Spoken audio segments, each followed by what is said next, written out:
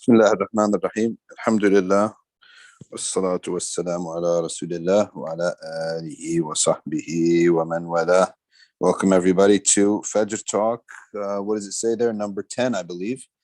So we've had 11 days of fasting. I missed one Fajr Talk, that is.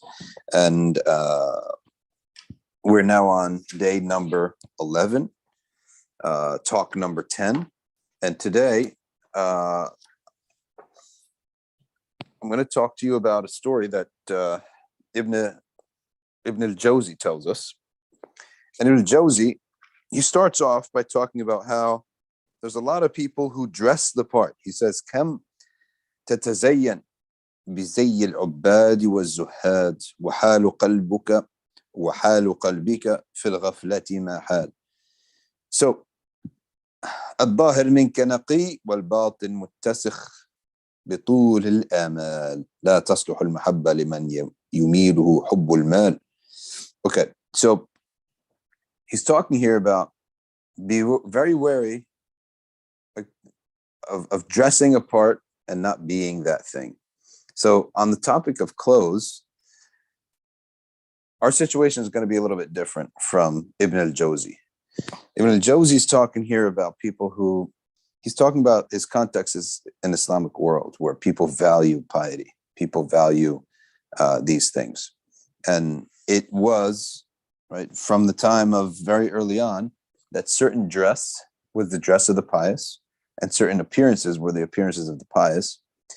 And it was used sometimes by people in a way to gain status with others. Now, when we're talking about our context here, and we're surrounded by people who aren't Muslim, I think the dress is a big part of identity for us. And it's very important to keep our dress to Prophet ﷺ always wanted the Muslim to be distinct. Doesn't have to be foreign, but distinct.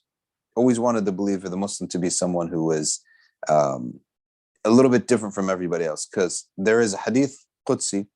He says, "Oh, son of Adam, talk like my enemy, walk like my enemy, dress like my enemy. One day you'll be my enemy."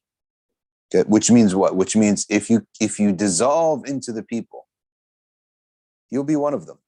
So if you dissolve into the wrong group of people, then those people might be the enemies of Allah subhanahu wa ta'ala, then you're in trouble. Okay, so that's the idea. For us is a little bit different than what he's talking about. It's a Muslim today should at sometimes, doesn't have to be all the time, but sometimes dress distinctly in clothes that's clearly linked to a culture that's Muslim or that's, and what is Islamic clothes? Prophetic clothes is always flowing clothes, mainly clothes that flows around the awra area, from the waist to the knee area. It's flowing.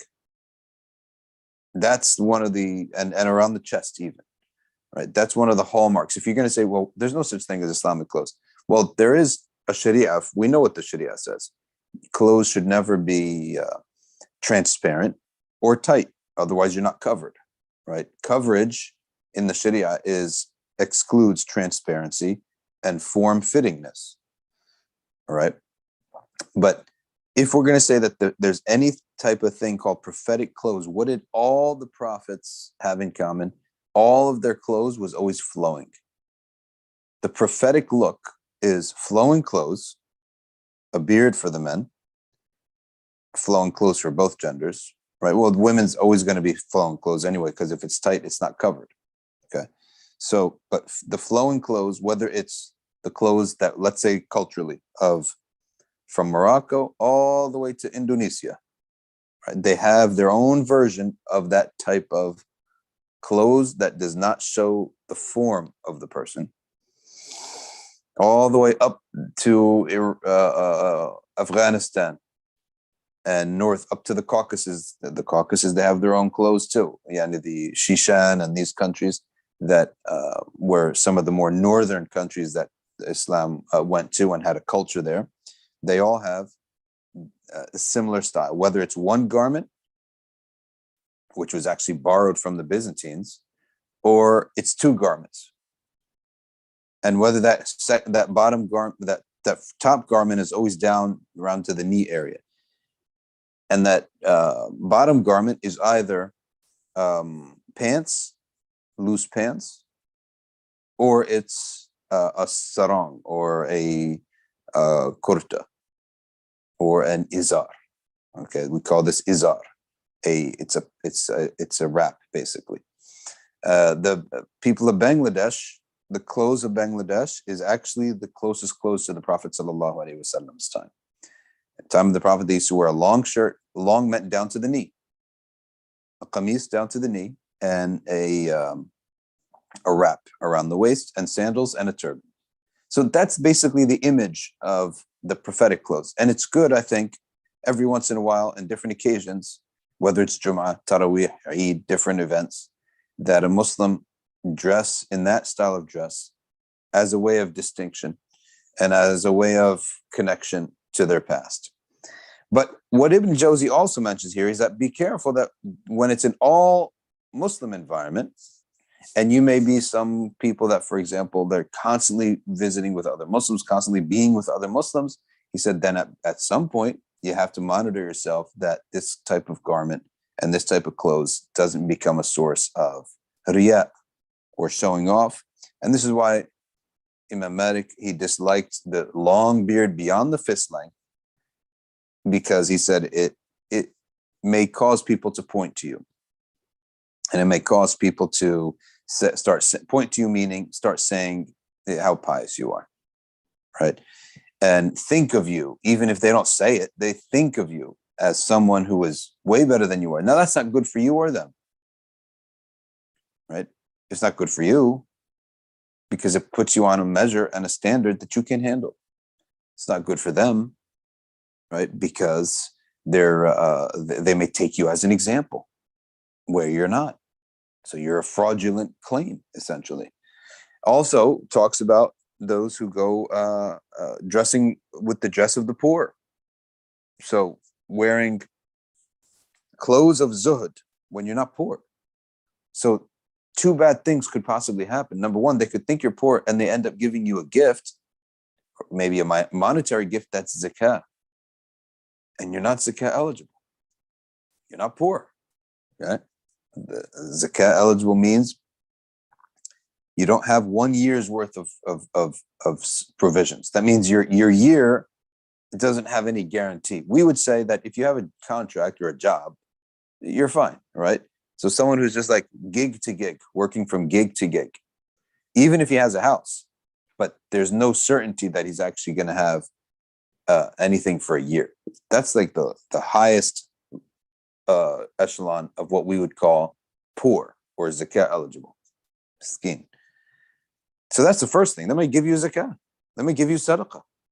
They might give you food thinking you're actually miskin. And that food should have gone to someone who's more deserving. Secondly, they may think you're extremely pious. You're a zahid. So because of that, they take you as an example. And that's not good for them. Okay. And it'll increase your riyah. They'll start like being really polite to you, right? It'll increase, it may cause you to have some kind of narcissism. And now let me tell you something. This happens to people, to maybe junior shuyukh, maybe shuyukh themselves, and definitely to the people around shuyukh. That inner circle, the first layer around the shuyukh. They get so much respect. And sometimes a lot of times they deserve it. They do amazing things for the ummah. But then they get served, they get treated so well. They're always just getting this wonderful treatment. Guess what happens? It breeds narcissism. And I'm not telling you how many times that I've seen people complain about the inner circle of a sheikh, that the people there are so narcissistic, like the assistant to the sheikh, for example. Or sometimes it's the sheikh himself. He's like a junior or something, and it got to his head. Narcissism. You're being served 24 hours a day. Wherever you go, they put a throne out for you. And you know what balances this out? Striving against the non-believers and the munafiqeen. Because the non-believers and the munafiqeen, they hate you. They loathe you. They make fun of you. That is your cure for your narcissism. If you think you're so if you could keep only the company of the pious in the sense that you never speak out against something, you never even broach a top, you never even try to do dawah. See, one of the benefits of dawah, you're going to go out there, give dawah. Nobody's going to respect you. They're not even Muslim. They don't care. They treat you like any old person, right? Any other person that, right? In fact, they may be more suspicious of you. So when the Prophet legislated this type of thing that we all have to do this, there's no such thing as someone just never ever doing dawah, never ever interacting with the society. You may end up foregoing what was a cure to narcissism. Okay, and I'm sure if you all interacted with shuyukh, you may every once in a while come upon a sheikh or a group that is so self-absorbed because there's constant respect, constant adab, constant. It's like, subhanAllah, this person, I think, has really got used to it. Like wherever he goes, it's like thrones have to be put out. Servants. I mean, one of these days I'm going to see someone with a big leaf like the ancient times fanning the sheikh. And this type of thing, subhanAllah, there was a sheikh, Muhammad ibn Habib. We recite his qasidas because his qasidas are like textbooks of tasawwuf. Right? We recite them in our gatherings. When he died, there were many claims to be his successor. Many people said, "No, I'm going to be his successor. I'm going to be his successor." Well, one of the claimants, he ended up sort of winning out. And so the older disciples that were, because you see, back in those days, the sheikh, he had like disciples, people who follow him. And then when he dies, who are they going to follow? So many people say, well, if he didn't assign anybody, then there may be a competition or something. Well, the real shuyukh would never enter such a competition. And some people say, oh, I had a dream that I'm going to be the one. Oh, I had a dream that so-and-so is going to be the one. Well, one of them, he came out and he emerged as the sheikh, at least outwardly. Some of the elders who were not really vying for the position, right? They went and checked it out, how he's conducting the gatherings, what's going on, all right? How are the students? Are the students developing? Are the disciples developing or not? Are they humble? Are they fulfilling the sunnah? Is their state reflective in them? And so one of them asked one of these elders, he said, yeah, I went there. I'm not going back. I went to the gatherings. I'm not going back. He said, this is not mashiach. This is monarchy. What he's establishing is not mashiach. Mashiach is like sheikhdom, being a sheikh, basically, being a guide. He's not establishing that. He's establishing a monarchy. This is a monarchy. So, subhanAllah, you have to be careful of narcissism in religion. You have to be very careful of this. And Allah subhanahu wa ta'ala tells us in Surah Al-Jinn, وَأَلَّوْ اسْتَقَامُوا عَلَى الطَّرِيقَ. If they had not just been upright on the path and steadfast on the path, لَأَسْقَيْنَاهُمْ, we would have poured upon them مَاءً غَدَقًا, sweet, the sweetest waters, meaning all the gifts that you can imagine. If you are mustaqim, Allah will pour upon you all the gifts that you can imagine. However, be very careful, because the next word says, لِنَفْتِنَهُمْ فِي. But those gifts are also a test. And it is true. There are people who have transformed others, and they've done amazing jobs. But was the fruit of their work and the result of their work, you have to realize that's a test too. Now everyone respects you, everyone honors you, and you deserved it, right? But what happens? That is a test. And staying humble is very difficult. So get other people to humble you.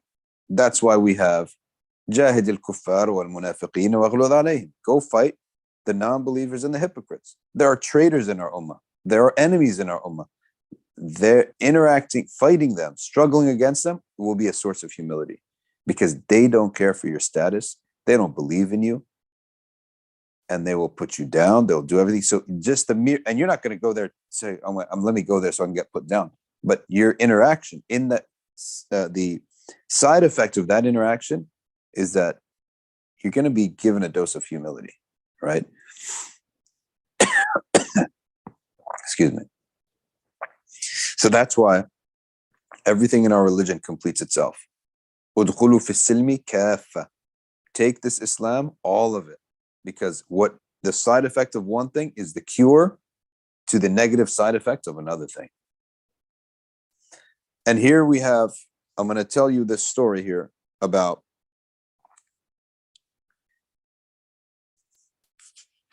a man who, here it is, Ash-Shibli. Ash-Shibli is one of the famous Imams of the past. All right. Ash-Shibli is one of the famous Imams of the past.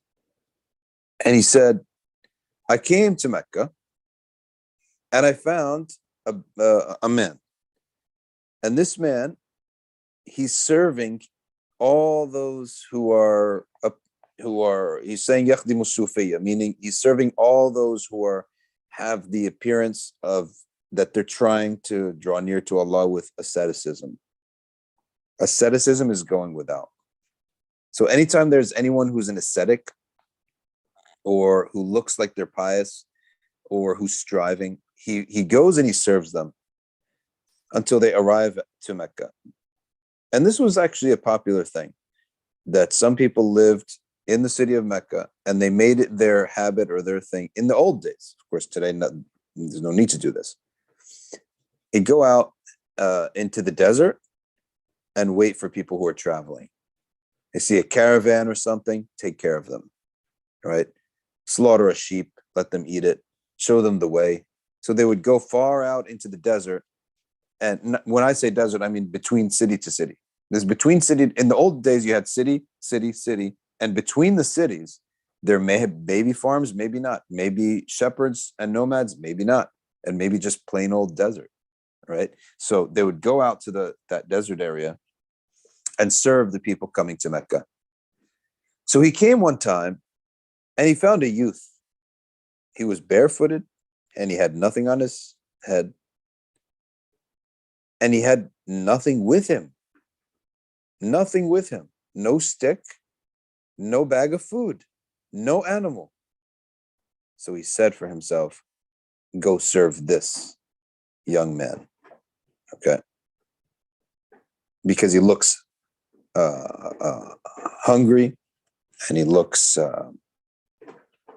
okay. And he looks no, oh, sorry, I missed a spot. Shibli asked him, why are you doing this? Shibli asked this man, what made you become the servant of the ascetics who are coming to Mecca? He said, because one day, a long time ago, I was walking and I was riding and there was a youth in front of me, barefooted, okay, head uncovered, no bag, no stick, no nothing, just a garment on his body, walking to Mecca. And I said, let me go find this youth and give him some food and drink and give him a ride. He said, as every time I came near him, he would get further away. I would ride. Then I found myself riding very quickly and still cannot catch up to this young man who's going on foot. I said to myself, I became bewildered. I rubbed my eyes. I looked again. I said, this must be shaitan. This must be a jinn. Every time I ride up to this person, he's further away. Then as soon as it came to my mind that this must be a shaitan, he turned around and he said, Bal sakran. No, rather someone sakran. Sakran means lost their mind. And in this context, it means in the love of Allah, not in drunkenness. Sakran means drunk, but he means in the love of Allah subhanahu wa ta'ala, he's lost it. Basically, he's completely in the love of Allah to the point that he has forgotten to take care of himself. That's what sakran in this context means. He said, so I called out. He said, by the one who sent Muhammad, he's swearing, sallallahu alaihi wasallam, with the truth. Stop. By Allah who sent Muhammad, stop and talk to me. So he said, oh, young men, they're both young, I guess. You've tired me and you've tired yourself. He said, the man said, I see you all alone walking and I want to serve you. Walking all alone. You don't have, and nothing's covering your head. How are your head not frying in the sun? And how are your feet not blistered from this desert? This doesn't make any sense. And how are you walking all this without a sack, a bottle of water or something of water, a container of water? They used to have skins. They used to keep water in skins and things like that. He turned around and he said, if Allah is with him, how is he alone? And if I'm hungry, his remembrance is my sustenance. If I'm thirsty, right, his gazing upon me, knowing that he's watching me, is my sustenance. So at this point, the man said, this person, he doesn't need service. I'm going to take him on as a teacher. So I said, teach me then. I'm hungry, so feed me. In other words, this person is living in another plane. And in the old days, in the ancient times, this was very possible. Why? Sins were very hard to come by. It was not that difficult. Really, it was not that difficult to avoid all sins. In the old times, probably if you go back, I would say before electricity, committing sins was pretty easy to avoid. And the major sins, that was a hassle. You know how hard it was to do, like even looking with the eye to nakedness. How hard would that have been a long time ago, right? There were no such thing as magazines, let alone TV or cell phones, right? So you had to physically go somewhere. People had to notice your absence, to just look at something haram. So people's hearts were pure. And when their hearts were pure, you had things like this happen. The message of Islam was also not clouded. Today it's clouded. You can understand that someone would be totally confused. There's too many groups. And the fitan between the Muslims has emerged because of the fitan outside of Islam. So what do I mean by that? The fitan outside of Islam that came in to affect the Muslims elicited reactions from the scholars. What they felt is the correct medicine. As a result of that, difference happened within the ummah. Scholars differed and their followers differed. So this reaction is in accord to the sunnah. This reaction is not in accord to the sunnah. Okay. But early on, when you had less fitan, you had less discord within the ummah. So you have a religion where it's pretty unified internally. There's not much difference internally. And it's pretty easy to avoid. You had a world where it's pretty easy to avoid sins. So as a result of that, it was not so hard for a youth, anybody really, to as soon as they intend it, they find success. And they don't have so many of the fitan that we have today. Yeah. So he says this to the man, and he says, do you believe in the Karamat of Awliya? That's what the boy says, the youth says. He said, I do. But show me a proof so that my heart can be appeased. All right. So show me a karama of yours. Show me how you actually eat and drink. How do you actually eat and drink? Show me one of your karamats. Because the thing is this, when you constantly contradict your nafs and you always are under the shade and you're aligned yourself with the divine law, with the sacred law, and you've aligned your heart with where Allah wants your heart to be, and you've purified it, then Allah subhanahu wa ta'ala essentially grants the person what they wish. And that's the nature of the karamat, is that these people have persisted in aligning themselves with the sacred law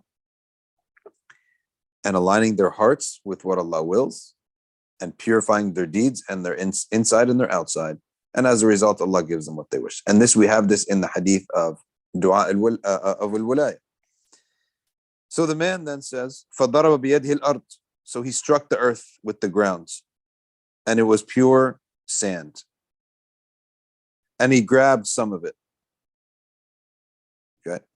وَقَالَ كُلْ يَا مَخْدُوعَ. Eat for you who you're fooled, but you're fooled. He called him مخدوع. You're fooled. You think the laws of the world are like static and default. Nothing is static, default. Everything's always because Allah wants it that way. وَإِذَا بِهُوَ سَوِيقٌ أَلَذُّ مَا يَكُونُ. It was a type of bread that was sweeter and better than anything you've ever had. فَقُلْتُ مَا أَلَذَّهُ. I said, there's nothing better than this. فقال لي في البادية عند الأولياء من هذا كثير لو عقلت. He said, out in the deserts where people have cut themselves off from the dunya, and this in the early time of Islam, this was a big trend. When the Muslim Ummah was conquering every other city, there was no enemies, and the cities were flourishing. In order to some of the Muslims actually started to flee from this because they became so rich. So the piety for them was to flee out into the desert. فَقُلْتُ لَهُ إِسْقِنِي. So I said, now give me a drink. So he hit the ground with his foot. He rubbed the sand with his foot, and all of a sudden, a spring came forth of sweet water. There was water, but it had sweetness to it.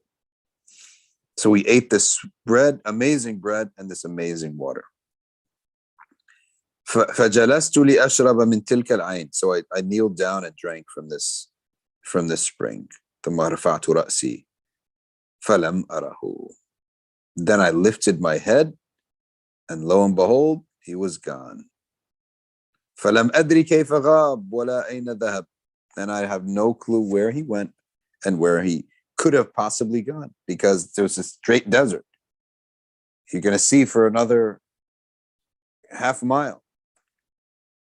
He said, for that reason, I serve all the ascetics, that perhaps I may see a young man like him.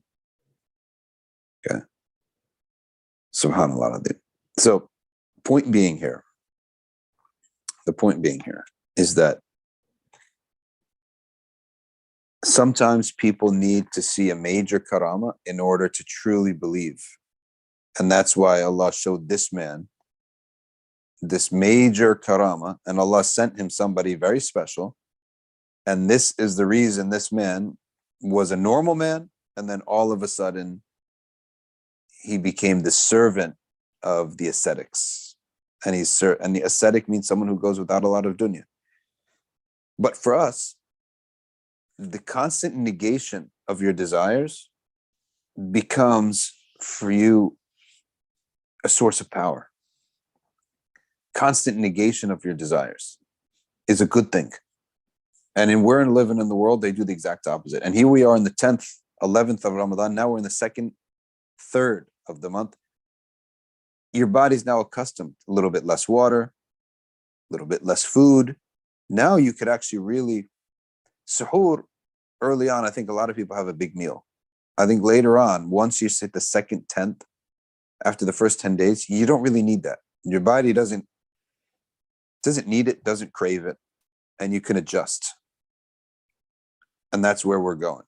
A little bit smaller suhoor, but it should be more in salah and tahajjud. If you notice, especially if you have a bigger family and the food comes out and everyone's chit-chatting, you sort of get robbed of the last third of the night. Everyone's just talking and eating, right? But now it's a time where you could actually just take a small suhoor and do your salah. And now as you start decreasing your food, you should start seeing a big difference. You should see a big difference in yourself. Right? Your thoughts should be clear. Your intention should be more powerful. Your will be more powerful. And if any of you are on caffeine, I highly advise people also, don't let it control you. There's nothing wrong with it, of course, but don't let it control you. Nothing wrong with the drink, but don't let it control you, because it can mess you up. It can mess you up. You have to have caffeine right after Maghrib, as many times, and I definitely experienced this. But then what it does, it messes up your sleep, because you're now going to be awake late. You're going to be awake late. You're not going to be rested for the morning. Okay, you're gonna need food for energy rather than sleep. So here's another story. ويروى عن علي بن أبي صالح أنه قال كنت أدور في جبل اللكام. I was traveling around in the mountain range around Antakya. Antakya's area where the Byzantines were, and it's today, I believe it's Turkey. It's in Turkey, I believe.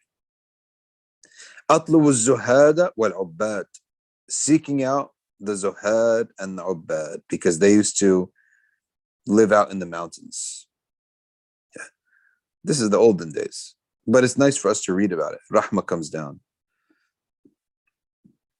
فرأيت رجلا عليه مرقعة. I saw a man with a مرقعة, which is a patched frock. وهو جالس على صخرة. Okay. He's sitting on a stone, on a rock, and he's looking at the earth, looking down. فقلت له يا شيخ ما تصنع ها هنا. I said, Sheikh, what are you doing here? قال لي أنظر وأرعى. He said, examining and shepherding. قلت له ما أرى بين يديك إلا الحجارة. I don't see anything except rocks around you. There's no sheep here. فما الذي تنظر وترعى? So what are you guarding and shepherding? قال أنظر خواطر قلبي. I monitor the thoughts of my heart. وأرعى أوامر ربي. And I guard and shepherd the commandments of my Lord. فبحق الذي أظهرك علي إلا ما تركتني فإنك شغلتني عن مولاي. He said, by the truth that has brought you here, in other words, Allah, the truth, who has brought you here, He brought you here. In other words, not blaming you. Now leave me alone, because you busied me from my Mawla. فقلت له كلمني بشيء أنتفع به. He said, speak to me with something that I could benefit with.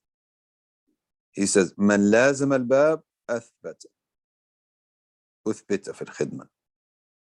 If you stay at the door of Allah subhanahu wa ta'ala, you'll be used by Him. In other words, if you stay at the door of Allah subhanahu wa ta'ala, He will use you for the creation.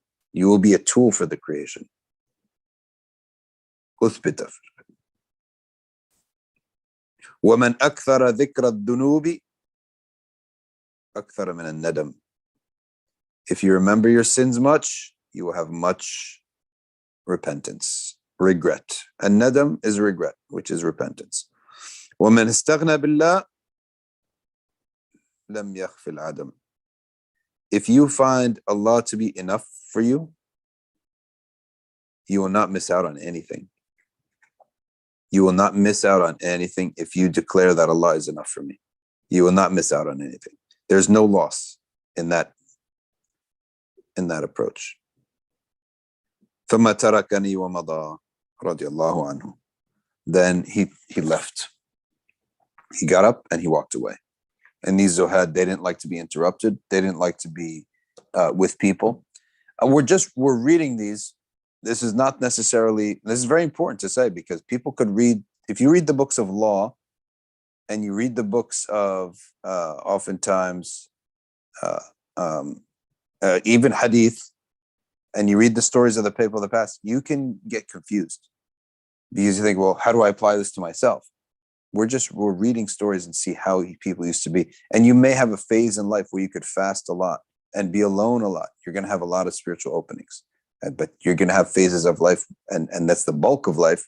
And in our world today, we need suhbah, khidmah, service, and you do need wealth, right? So we have to realize that sometimes we dive into that world of the past, of the Zuhad, is not an endorsement that you should live like that now all the time.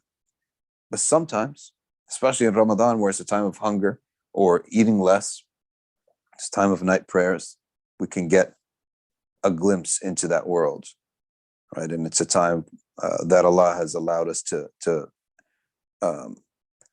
clean out our attachment to food and drink, because emotionally speaking, most food, in my opinion, personally speaking, I think that a good 25 to 30 to 40, 50% of eating and drinking is emotionally driven. It's like, I'm a bit bored. Like, what can I do now to be happy? Let me get some Cheetos.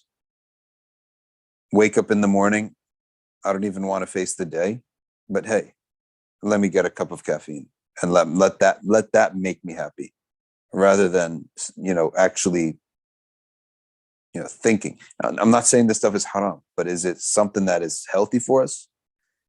It's probably better off to clear out all that stuff. These crutches, right? And also, by the way, it's really important to know that your mood is not just about your thoughts. Your mood and your state is not just about you. It's also comes from your gut. If your gut is not healthy, it leads to types of like being down.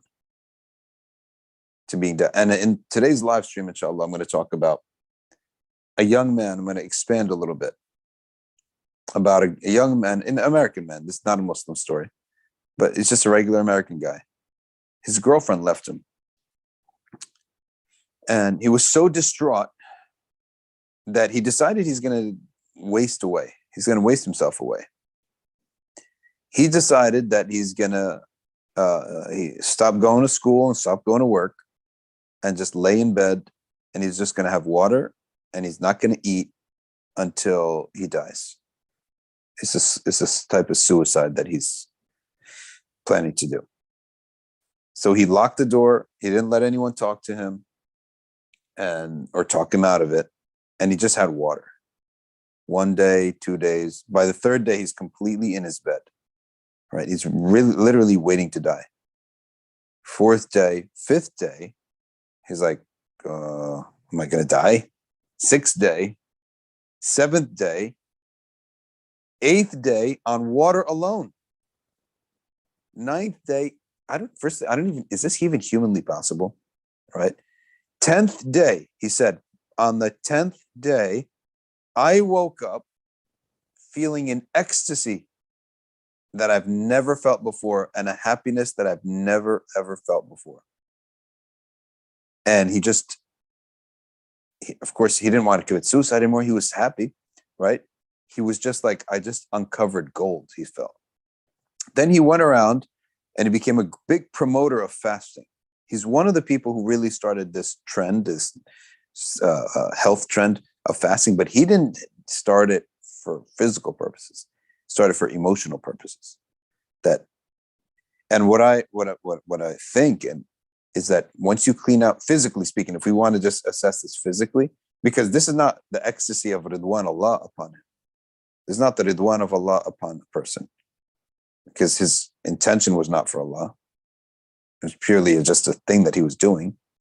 So there must be some physical reason for this. He must be that the gut influences your mood. And he totally cleared it out in the span of 10 days. Pretty crazy. But he sat 10 days, totally cleared out his gut. And that's why he was no longer depressed.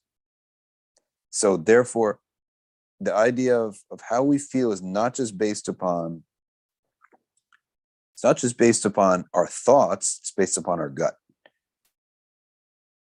All right. So with that, inshallah, let's take a look at the live chat real quick, a few minutes, as we're getting into work schedule now soon, and everyone's got to go to work. So we have some of our crew, G Spice and Hamza Hussein, Aisha Mukhtar, Samreen, Mr. JH, AA, Aisha Kazi, H Baz, Farhana, Hamza, VH Hoki, Suhaib, Awan, Diana B, Aisha Rauf, Mara, Harris, Surfraz, mashallah. Okay, so are your parents also scholars? How did they train you? My parents were very pious, I would say. They weren't scholars per se, but they weren't totally ignorant either. They studied, they read fiqh, they read a lot of books. They did take classes. So they were not ignorant, I would say. They were not common Muslims either. They knew stuff. But they weren't like in the profession, in the field of scholarship, nor were they formally trained or even like in a full curriculum with you. And one of the things that it was they didn't really use much force in spreading Islam to me. I personally was interested in doing it with them, but they didn't use force, and that's something that to me was very important because it was like my choice almost. However, with my kids, I say, look, there is a baseline that I'm going to enforce, and then the rest is really up to you. And that baseline is the haram. It has to be out of the house. We're not allowed to have the haram in here. And number two is that you have to memorize at least the last few juz of Quran, and you have to know at least the basic manuals of aqidah and fiqh. So that baseline has to be there. Beyond that, it's up to you. AA says, have you had or heard of anyone who had a spiritual opening while reading Ash-Shifa? Not personally, but the book Shifa by Qadi Iyad, it's considered, I've read that it is a healing too. They recite it at the bedside of those who are sick. And that, of course, it's transformed. I think it's made a huge impact on the ummah at large, that book. It's all about the rights of the Prophet. What rights does the messenger have over us? Because the messenger has huquq. He has rights over us as Muslims. And that's what that book is all about. Asma says there is a Panipati Tilawa style from Southeast Asia. Have you heard of it? And is it acceptable? I'll have to look it up. So I'll look that up. I'll just look up Panipati recitation and see what happens. Noah Yohannes, Jazakallah khairan. Musa. Now, AA says a close imam only has learnt fard and imam rules, but people call him a mufti. The imam now does not want to be an imam anymore because it's difficult for him to learn and study for scholarship. Is he doing the right thing? And he knows English. He should serve in the capacity that he can, and he can study at the same time. So I really can't speak about his own personal situation, but our philosophy that we were taught with is you should serve and you should study at the same time. Is it okay to kiss the hands? Asma Mushtaq says, in the old world, everyone kissed hands. Everyone was kissing their parents' hands in the old world. It was a very common habit in the old world. Everyone, Christians, everybody. You kiss the hand of your leader, you kiss the hand of your sheikh, you kiss the hand of your parents. Everyone was kissing hands as a sign of respect. It's that some of the Muslims kept that tradition and some lost it. And those who kept that custom, it may be something that's shock when you see it. And sometimes the sheikh is like having another conversation and someone comes up, kisses his hand. And the sheikh's not even paying attention, right? It's so commonplace. It was so commonplace in the ancient world. You know what else was commonplace in the ancient world? You never turned around from being in front of someone, an elder or someone respectable. You didn't just walk away. You took 3 steps backwards and then you walked away. This was all commonplace. That standing up for the leader, when the leader walks in, everyone stands up. So all these things were completely commonplace amongst the Muslims and the Christians. And it's just that certain Muslim cultures, maybe like in the villages, they kept those traditions. And so when the rest of us see that for the first time, we get a shock of our life. Right. So that's the explanation that what I understand, the way I've seen that. Asma Mushtaq says, also, what are the limits of khidmah so that one can avoid incorrect actions, still stay within the limits of Islam? I'm a bit suspicious of the most overtly grand service gestures as a precaution. So anything that's up for judgment, um, go and look at. So we're not the first people who are pious, right? The generation above us must be pious. So if I'm, let's say, a 20-year-old, I'm not the first one going about piety. Aren't there 30-year-olds? Aren't there 40-year-olds? Well, what are they doing? How do they consider khidmah? So that's how, like, where's the line here? I'm going to look at the generation slightly above me. What are they doing? And what do they consider balanced and respectful? That's what we want to do here. And that's how we're going to judge it.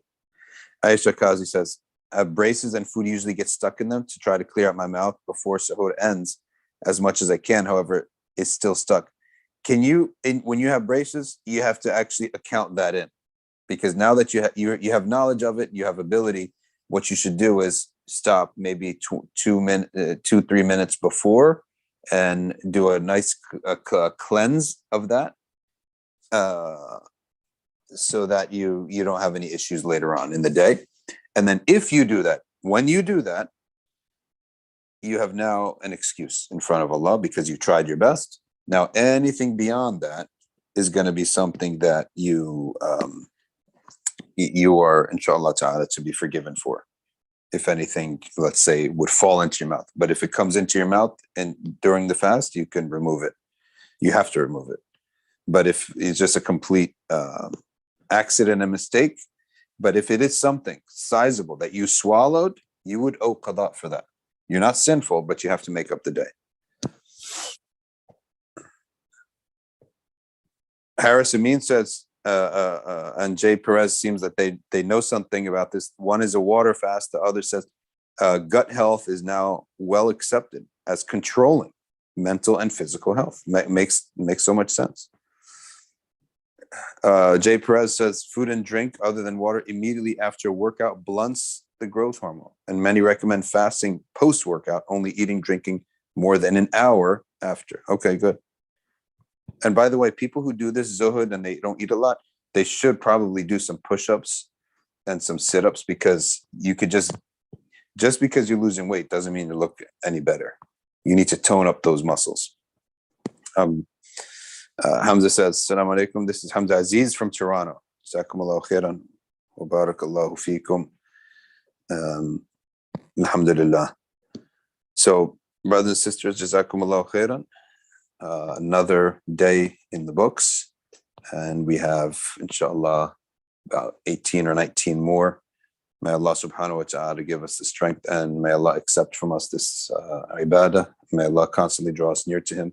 We ask Allah ta'ala to give us istiqamah from today until the day we meet Him, and we meet Him upon the sunnah wal jama'ah, and upon His rida, and upon what would please the Messenger sallallahu alayhi wa alihi wa sallam. Subhana rabbika rabbil izzati amma yasifun wa salamun ala al-mursaleen walhamdulillahi rabbil alameen.